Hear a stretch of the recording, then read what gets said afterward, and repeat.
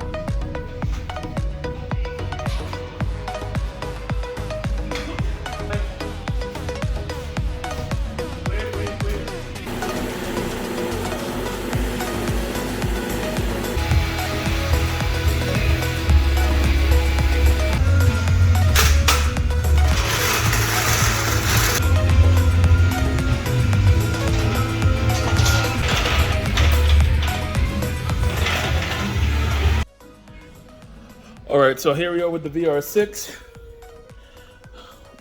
back in the car. Temporarily though, because I'm actually only just mocking up some engine mounts and brackets and stuff. So we got this from, you know what, I'm just gonna plug it right here somewhere.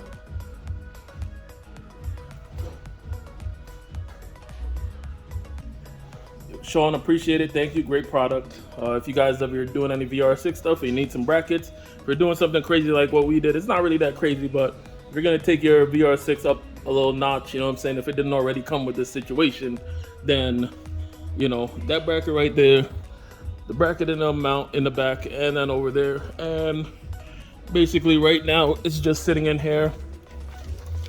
Kind of got this covered so the wires don't really damage the body. As you see, paint's looking a little nice, a little shiny. Had to go get the light so I could illuminate this thing. So there's the regular mount back there, which you got from Sean. Again, appreciate it. And then also there's that mount way down there. I don't think we can really get a good look at it, but yeah, the transmission mount in the back. So basically where this bracket goes to the back underneath over here. Let me see, maybe I can sneak in there. Can't do it, and my phone battery's kind of low. So, but as you can see, it's leaning a little bit. It's a little off center. It's like sloping down like this, just a little bit. But once I adjust that mount in the back, move it over, I think about 3/4 of an inch to an inch, it'll raise up the transmission on that side and give it the tilt to lean it up a little bit more and set everything square. And I also have to actually bolt down this bushing back here, which I didn't do, so that has to get bolted down. It is gonna have to come back out, so probably gonna have to do this maybe about 2 more times in and out. The next thing is this turbo. I got this adapter because I was hoping that there'd be enough space and it was the quick solution, but unfortunately we don't have the height with the cowl right here. So the next move is I'm basically gonna have to pull off this exhaust, cut this flange, and then put basically a T4 sized flange on here, and then probably either one of 2 things. Put the wastegate in the back here, put the wastegate back here, or maybe on the side or something, like where this one is.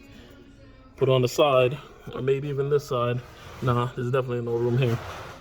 So most likely this side here, and then have it either run back into the exhaust, like flow back in and then out, or just have it have its own dump tube, which is what we really like. You know, we like to hear when the wastegate opens. Also, I had to, if you saw it in the video, I made like a quick little scene, but I didn't get to fully record this one because I just was cutting it, fitting it on, off, on, off, on, off.